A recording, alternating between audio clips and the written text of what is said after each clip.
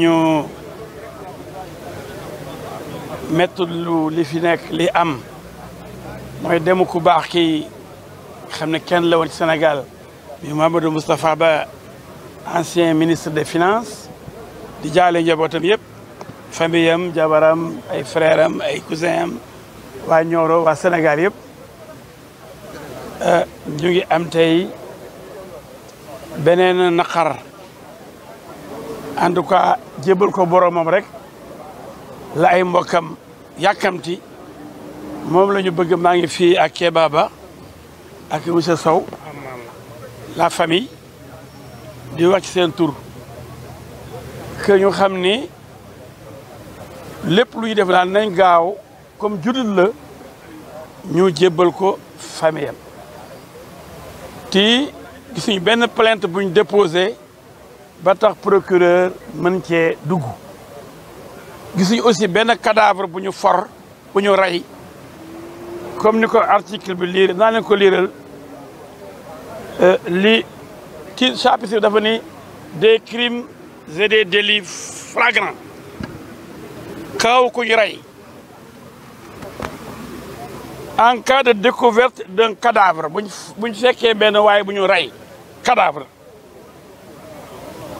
muy mort violente wala beneen façon rey bu ñu ko rey officier de police judiciaire bi ñu ko yëgal war na ko yëgal procureur après mu dem foofu sur place seeti ki ñu rey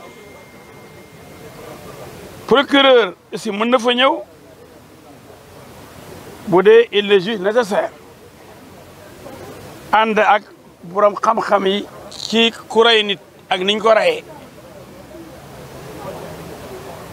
procureur aussi mën na délégué police mu def boobu enquête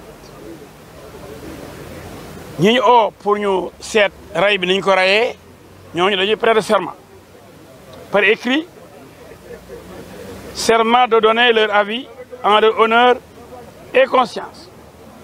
Le procureur de la République nee nañ mën na requérir information mooy jël demander juge d'instruction bi mu seet li rey ki dee cadavre boobu ñu for wala ñu fekk ñu rey ko. loolu li ñu foog mooy loolu amul nekkuñ ci cas boo xam ne dañu fekk ñu rey wala ab cadavre ñu daal di koy jël seet kan moo ko rey ak nu ñu ko reyee ci liñ foogagum bokk. kon ñun gisaguñ benn plainte aussi buñ déposé ba tax ñu war a def ay enquête dem ci ay juge d'instruction ëllëg di téye fii nit ki fi jógee ba xamu ci kañ. loolu aussi famille bi jaaxle na ci li famille bëgg daal mooy lu mu gën a gaaw nañ ko jox kooram mu yóbbu ko jébal ko boromam ndax Moustapha Ba judit la xuloo wuñu xaste wuñu jàmm lañ bëgg réewu judit lañu réewu droit lañu tamit. droit bi li mu wax mooy bu fekkee dafa am cadavre bu dee dafa am chapitre premier bi mooy des crimes et des délits flagrants. bu dee dafa am fii crime ñun gisuñu ko pour le moment kenn neewul dañoo rey Moustapha ba léegi kon gisuñu lu tax procureur war cee dugal loxoom.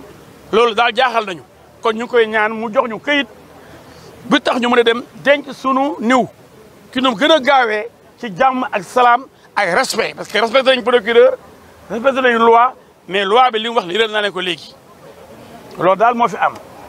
ce que je voulais dire. La famille est là. Je suis avec M. Kéba Ba et Mamadou Sow.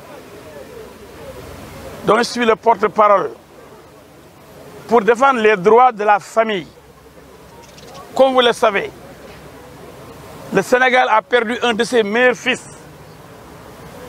le brillant ministre des Finances, Machallah, Mouhamadou Moustapha Ba, que tout le monde pleure. On a perdu un homme de dimension mondiale. Aujourd'hui, on est en train de tergiverser. Pourquoi? Sa famille veut qu'on l'enterre immédiatement à Nioro du Rip, sa terre natale. C'est un musulman. Et nous sommes confrontés à des difficultés. On nous parle d'autopsie. Mais je vais vous lire l'article visé par le procureur, l'article 66 du Code de procédure pénale, qui n'intéresse pas ce cas-là. Je vais vous le lire. Article 66, Code de procédure pénale du Sénégal, chapitre 1er, qui parle des crimes et des délits flagrants. Donc, le procureur nous amène dans le cadre d'une situation de crime. Et ici, on nous dit, en cas de découverte d'un cadavre, qu'il s'agisse ou non d'une mort violente, mais si la cause en est inconnue ou suspecte, la cause en est inconnue ou suspecte, l'officier de police judiciaire qui en est avisé informe immédiatement le procureur de la République. Donc ici, il s'agit d'une plainte déposée auprès d'un officier de police judiciaire qui saisit immédiatement le procureur de la République. Où est la plainte? De la famille. Qui a déposé une plainte dans la famille? Personne. Alors, donc, l'officier de police judiciaire n'est pas saisi pour qu'il puisse à son tour saisir monsieur le procureur de la République. Il se transporte sans délai sur les lieux et procède aux premières constatations.